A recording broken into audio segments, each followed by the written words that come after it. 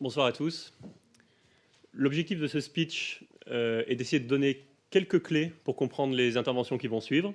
Non pas de comprendre la blockchain en 5 minutes, je pense que ça serait un petit peu ambitieux, mais néanmoins, je pense qu'il y a quand même 2-3 grandes idées qui vont revenir au cours des heures qui vont suivre.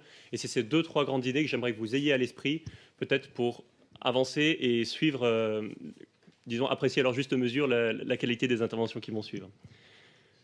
D'où vient la blockchain? Pour comprendre ça, je pense qu'il faut revenir à 2008, se remettre dans le contexte, c'est-à-dire c'est un contexte de crise financière, un contexte de crise de confiance surtout dans les États, dans les banques, dans les monnaies. C'est à ce moment-là qu'émerge, ou du moins c'était déjà dans les idées, mais on va dire que c'est à ce moment-là que se formalise l'idée d'une monnaie numérique. Donc cette monnaie numérique, bien sûr, c'est le Bitcoin. Bitcoin, c'est une monnaie qui a l'ambition de devenir en fait l'équivalent de l'euro, c'est-à-dire de l'argent liquide numérique. C'est une ambition assez forte et pour ça, donc, il y a 3 problématiques qu'il est important de garder à l'esprit. La première problématique, c'est que le Bitcoin veut que les échanges se fassent d'utilisateur à utilisateur. C'est-à-dire qu'aujourd'hui, pour payer un produit, là, si vous rentrez dans un magasin, vous avez le choix entre le payer en argent liquide ou le payer par exemple avec carte bleue.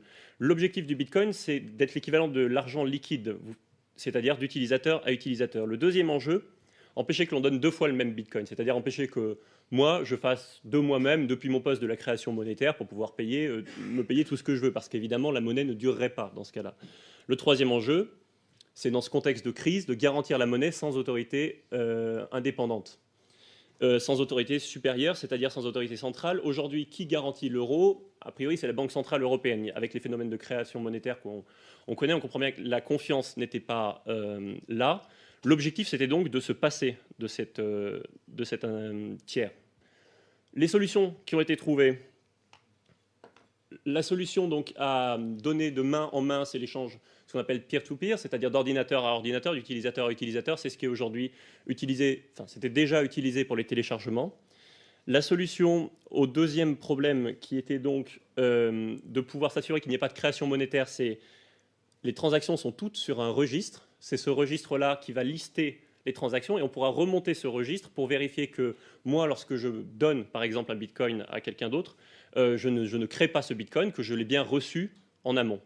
Enfin, la troisième solution, la troisième réponse, c'est-à-dire la réponse à cette envie de ne pas avoir d'autorité supérieure, c'est le fait qu'en fait, on n'a pas une autorité au-dessus qui chapeaute, mais ce sont les utilisateurs entre eux qui vont valider ou non les transactions, remonter d'eux-mêmes l'historique, et pour ça, ils ont tous une copie de ce registre.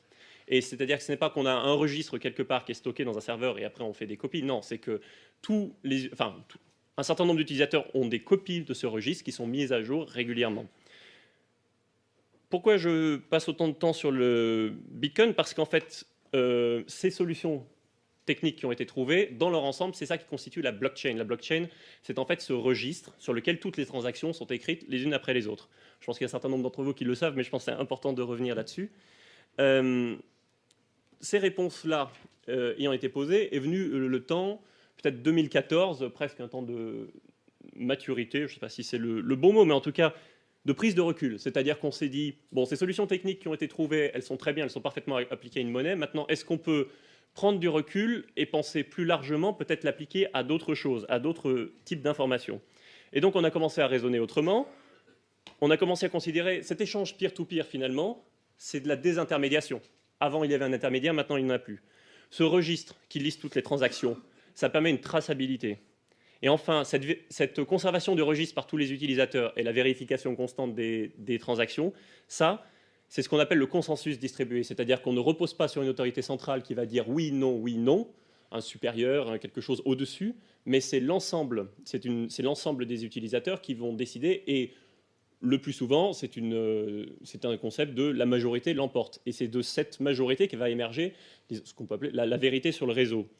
Désintermédiation, traçabilité et consensus distribué sont sans doute 3 éléments qu'il faut garder à l'esprit tout au long de cette conférence. Il y en a d'autres.